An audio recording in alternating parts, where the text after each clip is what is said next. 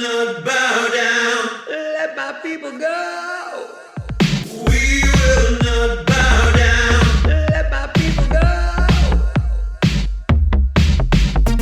We will not bow down. Let my people go. We will not bow down. Let my people go.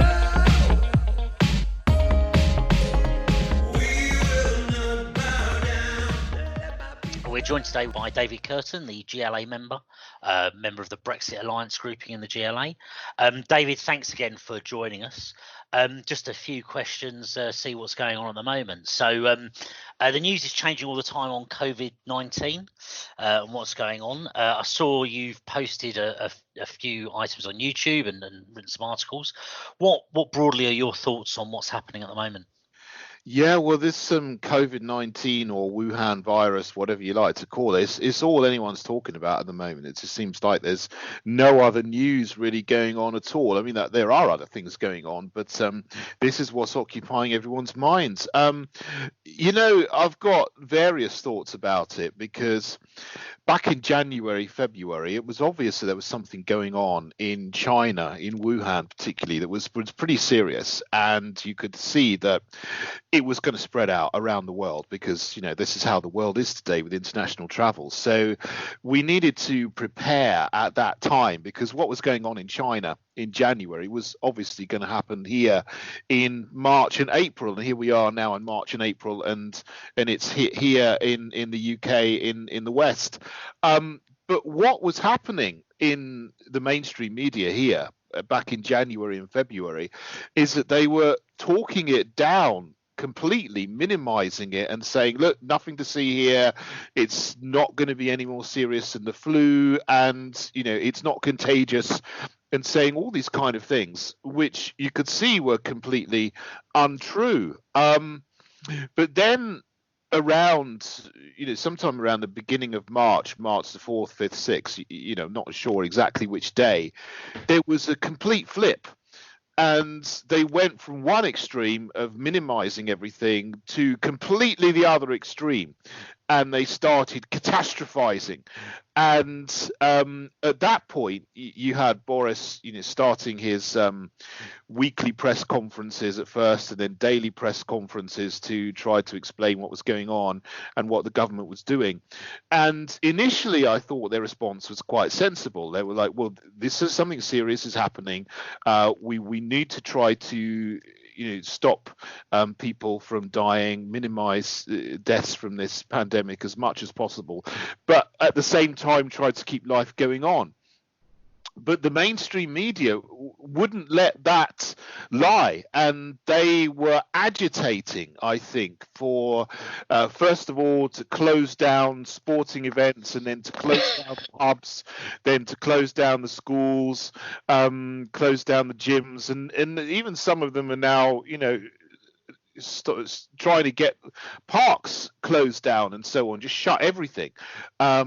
But of course, the damage to our civil liberties is immense, and I really don't think that the government, the mainstream media, the people who have been calling for this and have reacted to it in this way really understand the immense damage they've done to the fabric of society and our communities around the country, and also the damage to business is absolutely immense. We're going to start seeing small and medium-sized businesses just run out of and go to the wall. And I really don't think that they've thought about this and the consequences of what they've done.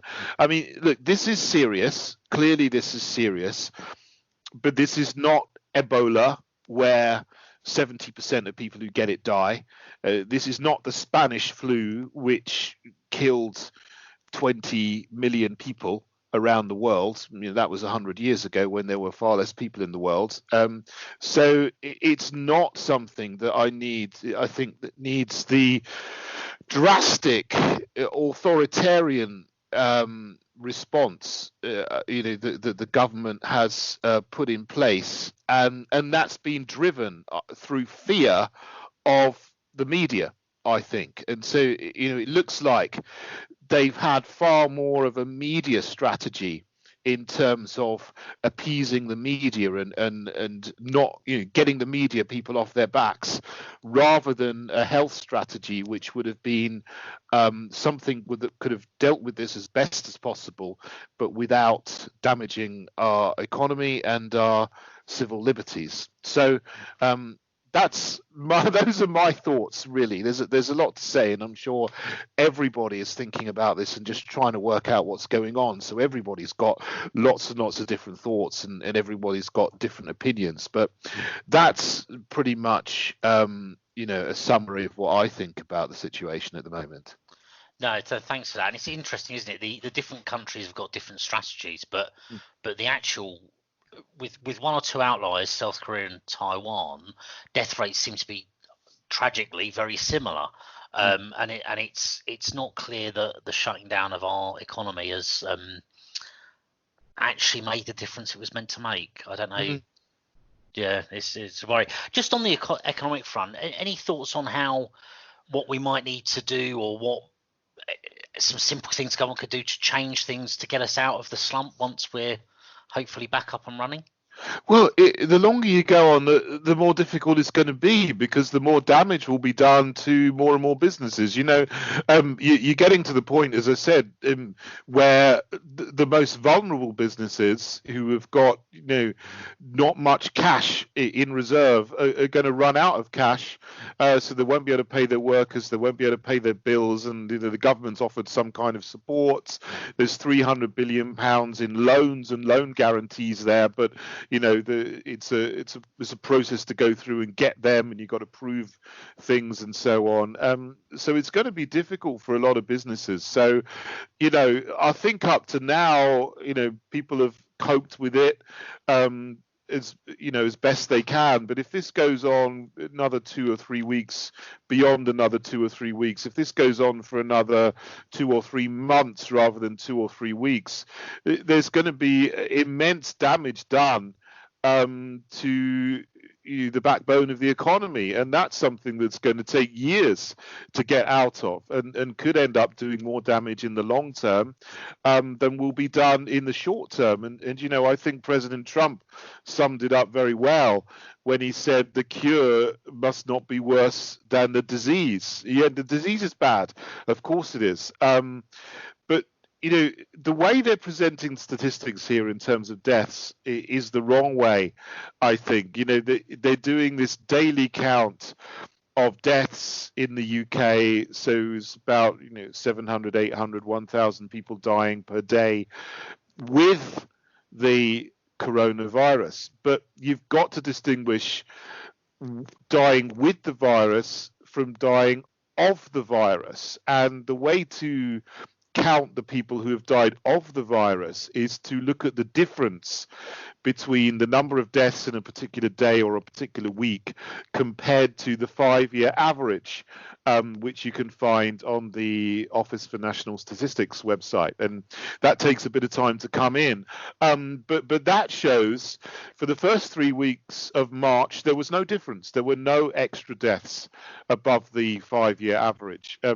For the final week of March, there were 500 extra deaths over the 5-year average, and there will maybe be more, in the first week of April, maybe 1,000 or 2,000. But this is not the thousands figure that they're talking about. So the actual number of people who've died of the virus is much less than those who've died with the virus. But the question is the long-term damage to the economy actually going to cause more people to die in the long term than lives you might save in the short term? It's very difficult to know the answer to that until it's happened, because you can only answer by modeling, and mathematical modeling has its own problems. But the longer this goes on, the more bankruptcies will be, the more hardship there will be. That means the more stress there will be, the lower people's quality of life will be, and people will slip into relative poverty, if not absolute poverty. So we've got to get things moving again as quickly as possible. And I'm sorry, giving a long answer here. If I can go on to something you alluded to when you spoke just a moment ago, Absolutely. because you've got, as you mentioned quite rightly, different countries have got different approaches to this, and we've gone into what you might call a shutdown. It's not really a full lockdown. I mean, France has gone like full authoritarian. It's gone really, crazy. I mean, in France, you have to have written permission from an official just to leave your flat. You're not even allowed to go out for exercise. So that's really harsh. I mean, I don't know how anyone could live with that and cope with that, to be honest. At least in this country, in the UK, you're allowed to go out for exercise. You're allowed to go out to the shop. You're allowed to go to work if you can't work from home. But you've got countries like Sweden who have not done any kind of lockdown or shutdown at all. And they've just said, well, we're going to carry on life like normal. And they're doing what the UK was going to do at first, which was to try to build up what they call herd immunity. Now, the thing about mentioning herd immunity, it sounds terrible. I mean, it's just, a phrase that left the government open to all kinds of attack and accusations of being insensitive and callous and everything, but that's what Sweden has essentially done. It's also what Brazil's done, is what Japan's done, it's what Belarus is doing, a smaller country. Belarus is still allowing football matches to go on and be played. They had football matches yesterday and Easter Sunday. But these countries, Sweden, Japan, Brazil, Belarus, have had no worse effects. I mean, the pandemic has not hit them any worse than it's hit Italy, Spain, the UK, and the USA. In fact, for Japan, the death rate is far lower. So you cannot say. Well, I mean, or you can probably say that this is evidence that locking down the country and shutting down the country has had no real effect in comparison to countries that haven't done a lockdown or a shutdown. So, I said this morning, I put out something on social media, just a question: is the lockdown the right strategy? Because if you look at Sweden, Brazil, Japan, they're not doing any worse than we are. So, you question whether that was the right strategy after all. But of course, hindsight is perfect. But now we do have some hindsight. The question is, well, we got to look at this and get out of this as quickly as possible. And I think, what I would counsel is to look at these countries and to look and just see and look and understand that this hasn't worked. We haven't reduced the case rate, the death rate, any more than in Sweden and Brazil. And so really the damage you're doing to the economy, the damage you're doing to civil liberties and the fabric of society is so great that, let's just get out of this lockdown, shutdown now, and, do what they're doing in Sweden and Japan and Brazil. I mean, that's what I would suggest myself. Absolutely. No, thanks for that. So let's move on to something hopefully a bit happier. You've been a GLA member for the last 4 years. Any thoughts on Mayor Khan or any of the other GLA members you'd like care to share with us? I think you probably know my thoughts on Mayor Khan. Sadiq Khan and Sadiq Khan's public profile, and I think that's really the extent of it. Look, I don't dislike him, to be honest. I mean, I think over 4 years I've got used to him, and it's actually it's quite entertaining to go in and spar with him in the London Assembly, because the kind of things he out with in defense of his political positions, I just find just absolutely ridiculous, because he is, one of these woke, progressive, virtue signaling leftists, liberal metropolitan leftists, who are just completely out of touch with normal people outside their own little media, political, liberal, progressive bubble. And he lives in that with most of the other members of the London Assembly. Not all of them, but most of them are in that same kind of groupthink progressive bubble, and they just spout nonsense continually. And it's just, I mean, I just find it so ridiculous that in a way it's just hard to dislike, because talking rubbish all the time. And I go in there, and I just go in there with my normal common sense, as which you would have, and everyone listening to this would have, and most people in the country would have, and you listen to Sadiq Khan and some of the people and what they say, and you just think, where on earth are you from? What on earth has got into your heads that you come out with this nonsense all the time? And so it blows my mind in a way that he won the mayoral election in 2016, and it's just it was a very bizarre election, because in 2015, when the campaign started for it, you had Sadiq Khan and Zach Goldsmith. And Zach Goldsmith, the Tory candidate, was in the lead. He was expected to win 6 months before the election took place. But as the campaign went on, I mean, he was advised to attack Sadiq Khan, over his links to people like Louis Farrakhan and so on. He represented this guy who was the leader of the Nation of Islam and so on. And his talk about his connections to all these unsavory characters and so on. But the more he did that, the more Sadiq Khan's popularity grew, because he was able to paint himself as a victim of, and he painted Zach Goldsmith as this nasty, hateful bigot. So he's not. I mean, Zach Goldsmith he's got more money than sense. Obviously, he's in a world of his own. But he's a nice chap. I know him, and he's a decent guy. But he was able to. Sadiq Khan was able to paint him as a nasty person, and of course the London media was right on his side, and it ended up with him winning by a large margin. And you got the elections were due this year. I mean, they were due next month in May. Obviously, they've been postponed for a year until May 2021. But again, he's expected to win by a landslide. The polling shows him on 55%. His nearest next candidate, Sean Bailey, the Conservative guy, is on low 20s. So unless there's a big change, Sadiq Khan's going to win again.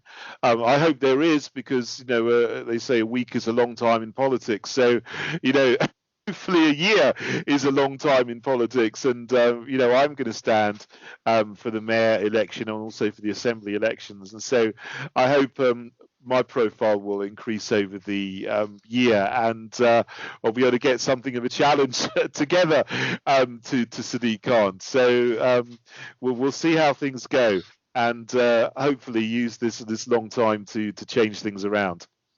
Well, we're on that. So we interviewed you a little while back, and you quoted in that people will have a choice to vote for someone who's pro-Brexit, pro-Trump, and anti-woke if they want to. Now, that's a pretty brave statement for London. It works brilliantly for us. We love that. But how do you find that sort of message works across the capital more generally? Well, there's some people that will vote for these progressive parties, whatever. So, whatever I say, they're not going to vote for me. Whatever Sean Bailey would say, he's considered to be on the right. He's, a little bit sort of politically correct in some areas. But, I've known Sean for a long time.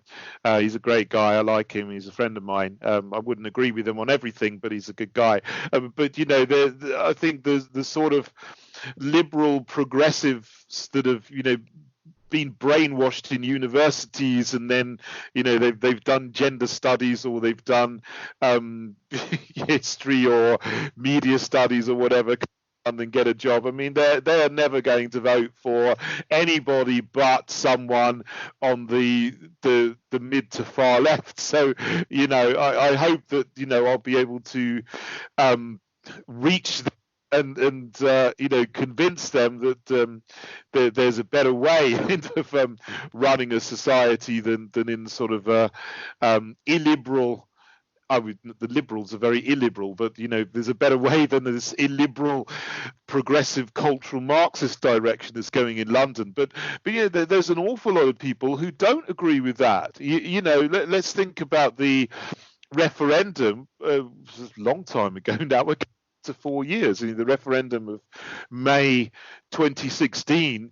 40% of London voted to leave the European Union, which is far more than was expected. So, that's actually, I think, about 1.5 million people voted to leave the European Union, which is actually more than the number of people who voted for Sadiq Khan, only 1.2 or 1.3 million, because obviously the turnout was higher in the referendum. So, if we could just get the people who are pro-Brexit to come out and vote in their numbers, then we can move Sadiq Khan out to pasture.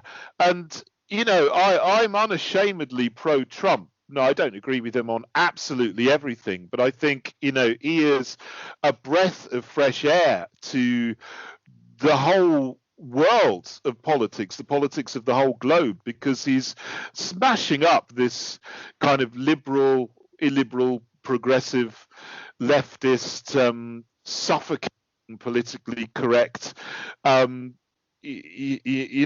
ideology and paradigms that have just kind of wrapped up the whole world in knots, and he's done that in the United States. You've got Viktor Orban doing that in Hungary, Salvini in Italy. You've got the whole Brexit movement in the UK, which is bigger than any one person, and with that goes the what I say is being anti-woke, because people are just absolutely fed up of this mind-blowingly insane political correctness, and people just want an end to it. And I think there's a lot of people in London who are never going to go on to the mainstream media. They're never going to be interviewed by the Evening Standard or the BBC, because they choose the people they put on in front of the screen or on the newspaper pages very, very carefully. But there's huge numbers of people in London, as there are in other countries, who just find this woke, politically correct stuff absolutely barking mad, and would happily vote for someone if they just knew that there was someone there that stood for those things. And so I don't think it's a risk saying that I'm pro-Brexit, pro-Trump and anti-woke, because there is a big slice of the electorate who want to vote for someone like that, and there isn't anyone else there apart from me who will represent those people. And I want to carry on in that political space. Otherwise, there won't be anyone. Who are people going to vote for if there is no one who's pro-Brexit, pro-Trump, anti-woke? I mean, there is no one else. No, I think you're right. You'll be I'm certainly not aware of anyone else that's running on those sort of messages. So one of the areas you're looking to focus on as mayor, and what's your campaign going to kind of be focused around? Well, the two big things in London that the mayor is in charge of is transport and police and crime. And the police and crime is the one thing I think that people were most concerned about. Now this coronavirus, which has taken over, but the London crime figures were going through the roof. Violent crime was spiraling out of control. But at the same time as this was happening, you've got the police being directed to focus on politically correct nonsense. Let's patrol people's hate crimes and tweets on the internet rather than getting the police out in the front line on the streets to find criminals and lock them up. That's the job of the police. The job of the police is to find the bad guys and protect the good guys.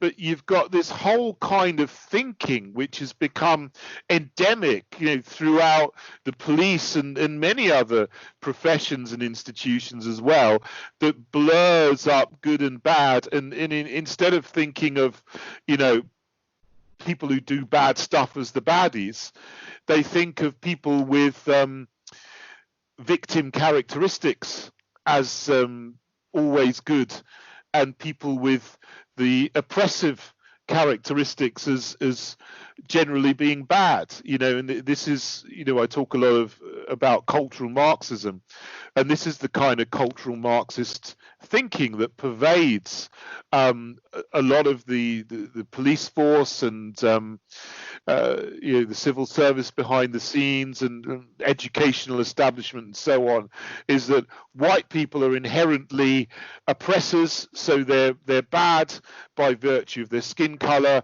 Black people, ethnic minority people, are oppressed victims of society, and so if they do something wrong, it's not really their fault, it's society's fault that's oppressed them, and therefore we need to treat them with a light touch, and they don't get treated equally before the law. Now, I'm completely against that way of thinking.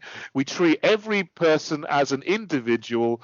You are equal before the law. I'm not going to give you leniency because of your characteristics which are written in the Equality Act. I will treat you based on what you do. If you join a gang, and if you're carrying a knife, it doesn't matter whether you're black or white or male or female or young or old, you'll be treated in the same way.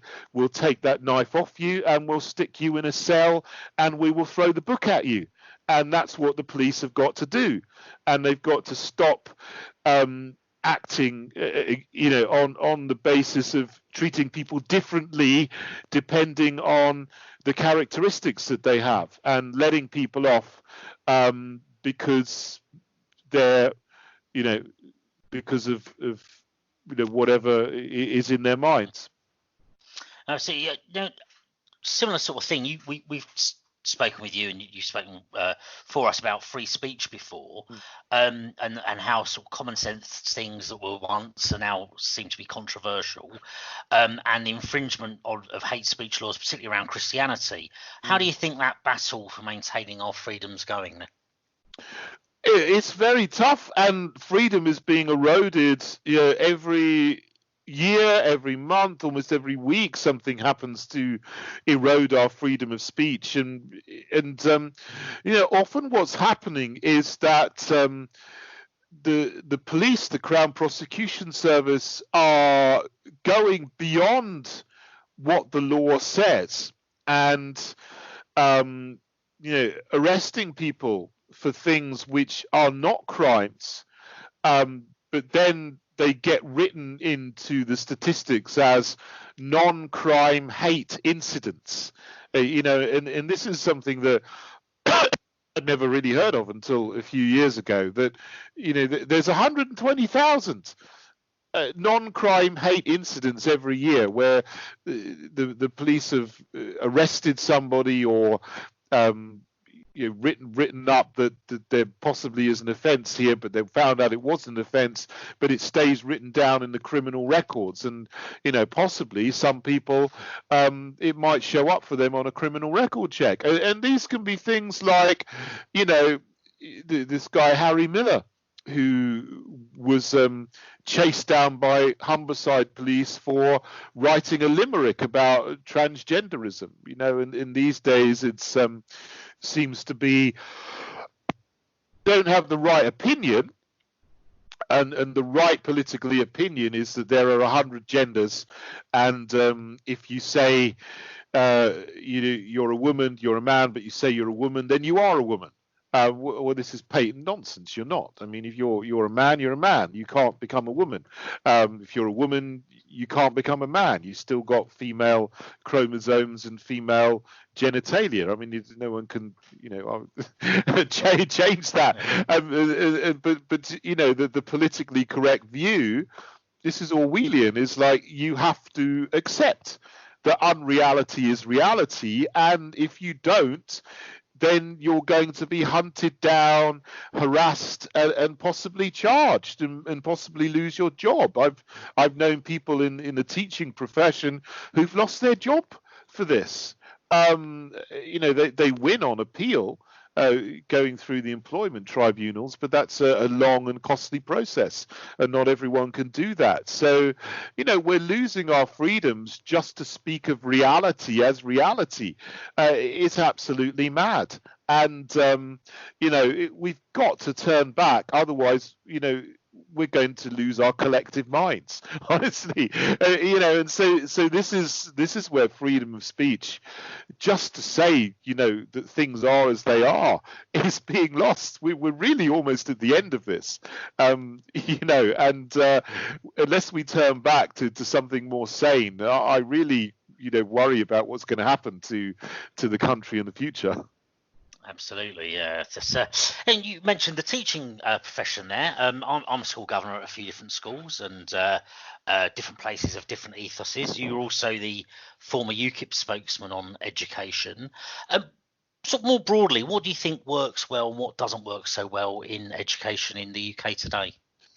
It's changed so much since I was a teacher. I mean, even the last time I was a teacher, actually, I was, I taught right up to when I was elected in 2016. But I most of my teaching in the UK, sort of in the decade of the 2000s, the 1990s and 2000s. I mean, in the first half of this decade, I spent more time abroad. I taught in the USA and Bosnia and Bermuda, which is nice, to use the job to go traveling. But when I started, it was fun.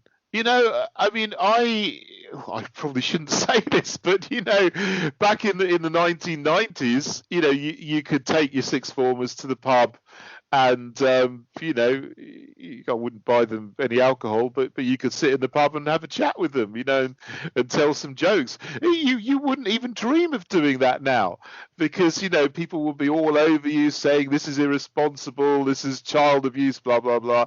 These things were different, and there's more and more rules and regulations and political correctness coming in, and some of even the content of subjects has been changed to move away from fact-based education to things that are just to do with this kind of social justice woke culture. That's actually being embedded in the curriculum, if you like. And if I went to a school today, I probably wouldn't recognize it. I wonder if I'd last 5 minutes, to be honest, with my facts and my I'd be accused of being some kind of dinosaur. But I mean, I think we got to go back to traditional education where we value excellence. Britain was always an incredibly successful country because we valued excellence, we valued self-sufficiency, we trained kids to think for themselves, to be resilient, to be to work things out for themselves, and we taught them how to think. But it seems it's just gone so far the other way that children aren't taught how to think for themselves and to solve problems and work things out. They're like fed a kind of diet of, politically correct ideology. Science and geography are totally been, this whole climate catastrophism has been embedded in geography and science, and it's part of it now. It never was before. You can't question that in schools without someone sort of questioning your fitness to teach, even though it is very questionable, and so on. So I think there's got to be a massive turning back towards traditional style education, and also at the university level. Let's just send people to university for whom it works. Like, the 15-20% of people who are very academic, who would benefit from university education, yes, let's get them to university. Sending 50% of people to university when the vast majority of them don't benefit from it, they don't get any financial advantage from it. In fact, they get an albatross of debt hung around their neck, and they just learn a lot of things which should not have no value to them whatsoever. Let's just get them out working at the age of 18. So they would gain more benefit from working in a shop for 3 years than sitting in a classroom learning about gender studies, honestly. So let's bring this kind of common sense to education. It would really annoy everybody in the education establishment, but this is what we need to do to become self-sufficient and self-reliant and self-resilient again. We've got to train all the individuals in the country to be that way, and then we can be like that as a nation again, and we can thrive again. And I think that really this is what's fundamentally needed. Absolutely, yeah. As someone that started work at 16, frankly, I learned more in that first 6 months than I learned the last couple of years at school. That's for sure. Absolutely. But okay, so bit of other news this past week. Labour have appointed a all-Ramon shadow cabinet. We're moving through the transition period. How do you think that might pan out for Labour, and what are the threats you see for Brexit? They're going to start Ramoning again, and they can't help themselves. They really can't help themselves. At the moment, everyone is preoccupied with the coronavirus, but this is going to be over in 2 or 3 months. I think by September, at the latest, we'll be back to normal. Then we'll be coming up to December the 31st, which is really the real Brexit. What happened on January the 31st, it was symbolic, but it wasn't really Brexit. But December the 31st is when we're really going to leave most of the institutions and the single market and the customs union. The Labour cabinet wants to stop it. I mean, in a way, fair play to Keir Starmer. He's jumped one way. Jeremy Corbyn was sitting on the fence. He himself, I think, wanted to leave, but he knew the majority of his party wanted to remain. And so he just sat on the fence for 3 years, and that paralyzed the party. And they did very badly because no one knew, what exactly did this stand for. But, at least if Keir Starmer comes out and says, I'm for Remain, we are now all a rejoin party, we want to rejoin, we want to delay and rejoin. I think that's what they're going to try to do, because these people aren't going to give up. Yes, the election victory for Boris last December was a victory for Brexit. People voted for Boris because they wanted Brexit more than they were voting for Boris. The country just wants to get on with it.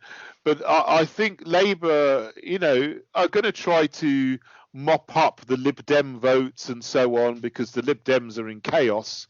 They haven't got a leader, and they're not they're not even going to elect a leader until a year's time. So, I think trying to keep the two bits of Labour together, the sort of working class in the north and the Midlands and South Wales who want to leave the EU, and all the liberal lovies who are globalists and they want to essentially they hate the idea of Britain. They hate the idea of the nation state. They want to get rid of nations. They want everyone to join up in a EU super state, and then that'll all be part of the United Nations and so on. The two sides are irreconcilable. To be honest, the best thing for them to do is to split, and then people can just be themselves. You have Keir Starmer be Remoaners, rejoiners. I don't think they're going to have much electoral success with that. But, I really don't see how the two bits of the old Labour Party can stay together. I mean, it's a divided party. And, it'll be very interesting to watch over the next few months, because I think they're going to carry on ripping themselves apart. Yes, and we just have to sit back and enjoy it. Pass the popcorn. Lastly, then, once we're back up and running, or even now, how can people get involved in your campaign? Yeah, I'm taking a little sort of sojourn from it at the moment, obviously, because everyone's focused on the coronavirus thing again. But I mean, I will be starting up and running again, definitely in September. It's going to be the summer, July, August, so nothing much happens then. But I've got my website, I've got policies on there. There's been a lot of people who have offered to help, which has been fantastic. So I've got some people in some boroughs, like your good self, in Croydon, who are, helping me, and people are getting signatures for the nominations and so on. One of the biggest things I have to do is to find 330 nominators, and that's a massive task, particularly as an independent candidate. I mean, it's much easier if you're in a big party like the Conservatives or Labour. You can get that no problem, but I need to get 10 nominators from every borough. So if you're watching this and you'd like to nominate me, let me know, and I can send you a copy of the form. You can sign it and send it back to me, and get your friends to sign it in your borough and send it back to me. That would be fantastic. And you can look me up on davidkurten.net as my website. There's a sort of form you can fill in, and that sends an email to me. So if you want to get in touch, please do that, davidkurten.net, and you can contact me if you're able to help in any way. And obviously I'm raising funds, and I'll also be doing some action days going on into October, November and onwards. So there'll be lots of things I'll be doing from September, much more when things get back to normal. Fantastic. Well, thanks, David, for your time there. Obviously, we'll put up some details to contact David as well. If anyone's interested in getting involved, speak direct to David. And if you've got any thoughts on this, please do get in touch. Thanks again. Thanks.